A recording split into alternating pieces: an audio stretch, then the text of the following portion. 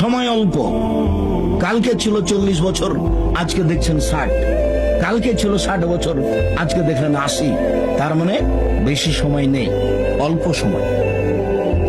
আদম সন্তানকে, অন্তত মুহাম্মদ সাল্লাল্লাহু আলাইহি ওয়াসাল্লামের উম্মতকে বেশি সময় দেওয়া হয়নি।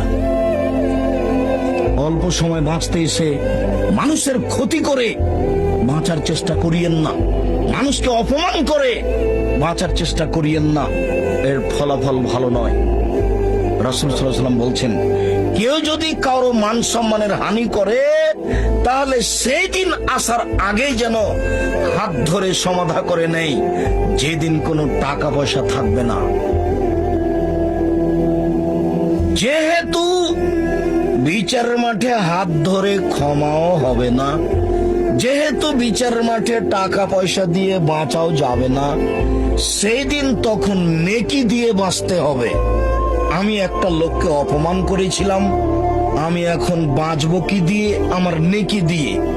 আমার নেকি দিতে দিতে যখন শেষ হয়ে যাবে, তখন আমি যাব জাহান্নামে, ও যাবে জান্নাতে।